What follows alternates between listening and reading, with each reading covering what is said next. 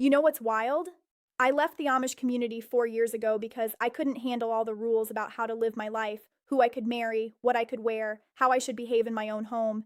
And then I started learning about Hollywood celebrity marriages, and I'm sitting here thinking, wait, these people are writing contracts about their marriages that sound exactly like the strict rules I ran away from, except they're doing it voluntarily and paying lawyers thousands of dollars to write it all down.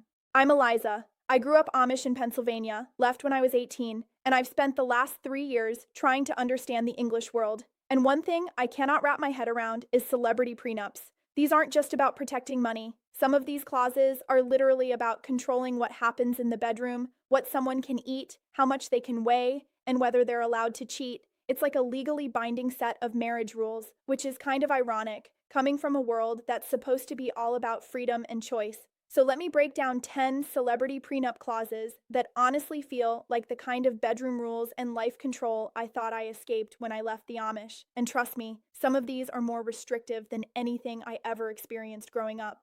Number 1, Jessica Simpson and Tony Romo, the weight clause. Before they got engaged, back in 2009, there were reports that Tony wanted Jessica to sign a prenup that banned her from weighing over 135 pounds. And get this, she would have to pay him $500,000 for every pound she gained over that limit. They never ended up getting married, thank goodness. But can we talk about how insane that is? Imagine getting on a scale every day, knowing that if you gain a single pound, you owe your husband $500,000. In the Amish community, we had rules about modesty and appearance, but nobody was threatening financial penalties if you gained weight. This is control on a whole different level. Number 2, Ice-T and Coco Austin, the implant clause. This one is so bizarre, I had to read it 3 times to believe it. According to their friends, Ice-T and Coco's prenup from 2002 states that if they ever divorce, Ice-T gets to keep Coco's breast and butt implants. Like, he paid for them, so he owns them, and if they split up, she has to give them back. I'm trying to imagine how that conversation went. Hey honey, I love you, but if this doesn't work out, I'm taking my investment with me. In my old community, women's bodies belong to themselves and to God, not to their husbands as financial assets that could be repossessed like a car. Number 3, Nicole Kidman and Keith Urban, the sobriety clause. Nicole is worth way more money than Keith, and since Keith is a recovering addict, their prenup reportedly says that if he relapses and uses drugs or drinks excessively, he gets nothing in a divorce. Not a penny. Now, I actually understand this one a little bit. If someone's addiction destroys a marriage, why should they be rewarded financially? But it also feels like putting a massive threat over someone's head during their recovery. One slip up and you lose everything. That's a lot of pressure. In the Amish world, we believed in redemption and forgiveness, even when people messed up. This feels more like punishment than protection. Number 4, Justin Timberlake and Jessica Biel, the cheating penalty.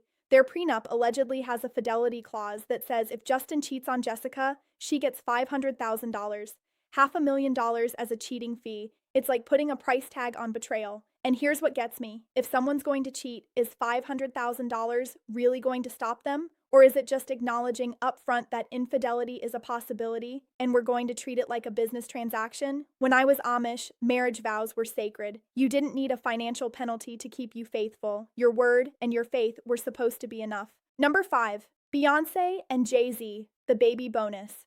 According to sources, Jay-Z's prenup with Beyoncé includes a clause that pays her $5 million for each child they have together, whether they stay married or not. $5 million per kid. Now, don't get me wrong, raising kids is expensive and exhausting, but putting a literal price on having children feels so transactional. In the Amish community, children were seen as blessings from God, not negotiated payments in a contract. Beyoncé also apparently gets $1 million for every year of marriage if they divorce, so their entire relationship has a running price tag attached to it. Number 6, Khloe Kardashian and Lamar Odom, the lifestyle allowances. When Khloe and Lamar got married in 2009, their prenup was reportedly incredibly detailed.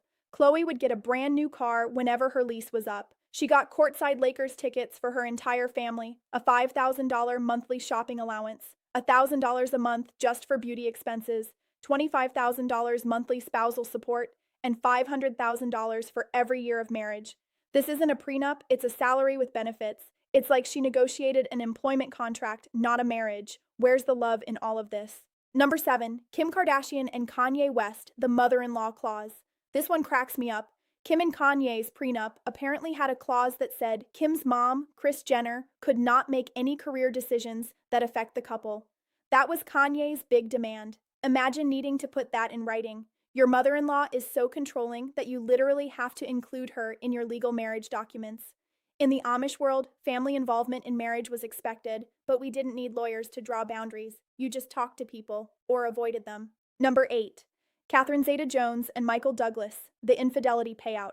Catherine and Michael's prenup from 2000 allegedly included a clause saying Catherine would get millions of dollars if Michael cheated on her. The exact amount was reportedly based on how long they'd been married, increasing over time. It's like a cheating insurance policy that gets more expensive the longer you're together. Again, I'm not against protecting yourself, but it feels so calculated. Like they sat down before the wedding and said, okay, if you betray me in year 5, here's what it'll cost you. That's not romantic, that's a business deal. Number 9, Brad Pitt and Angelina Jolie, the adultery custody clause. When Brad and Angelina split in 2016, reports said their prenup had an adultery clause that would give Angelina full custody of all 6 kids if Brad cheated. That's not just a financial penalty, that's using your children as leverage in a legal document. I get wanting to protect your kids, but the idea of deciding custody arrangements before you're even married, based on hypothetical future betrayals, that's dark. In the Amish community, if a marriage failed, the community helped decide what was best for the children based on the actual situation, not on clauses written years earlier. Number 10, Chris Rock and Malak Compton Rock, the expiration date. This is maybe the most calculated one of all. Chris Rock's prenup with his ex-wife had an expiration date. After 20 years, it became void. And wouldn't you know it, Malak apparently waited until just after the prenup expired to file for divorce. Because of California law, that meant Chris, who's worth about $70 million, could lose half his fortune. She literally waited for the contract to run out before ending the marriage. That's not just protecting yourself, that's strategy. And it makes you wonder, was any of the marriage real, or was she just waiting for the clock to run out? Here's what blows my mind about all of this. These are people who live in a culture that celebrates freedom, individuality, and personal choice. They can marry whoever they want, divorce whenever they want, live however they want.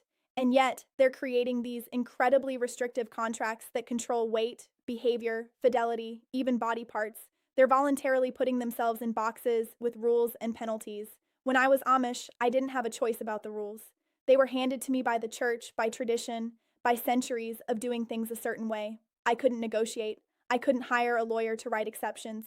I either followed the rules or I left. And I left because I wanted freedom. I wanted to make my own choices about my life, my body, my future.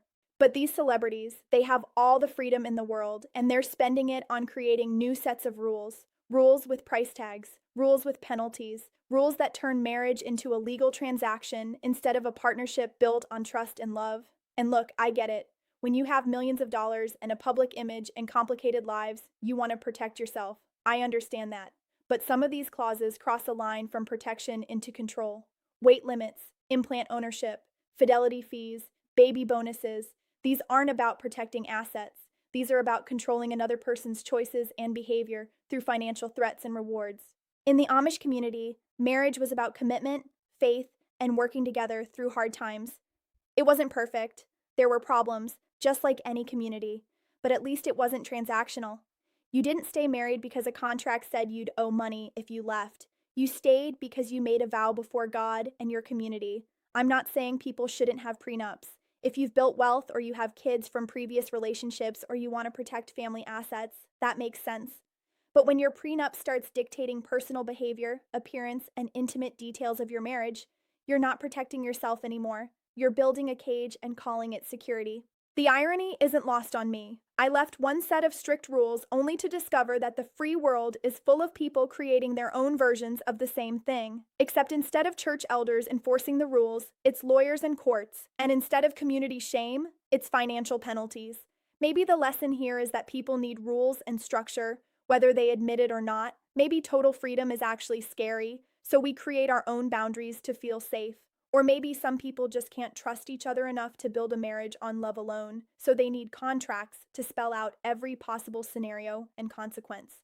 3 years ago, I thought leaving the Amish meant escaping rules and control, and in many ways it did. I get to choose my own clothes, my own friends, my own beliefs. But I've learned that the English world has its own kinds of control. They're just dressed up in legal language and presented as protection instead of oppression. So, yeah, celebrity prenups feel like bedroom rules to me. They feel like the kind of detailed life control that I thought only existed in strict religious communities, except these people are paying for the privilege of being controlled. And that's something I'll never understand.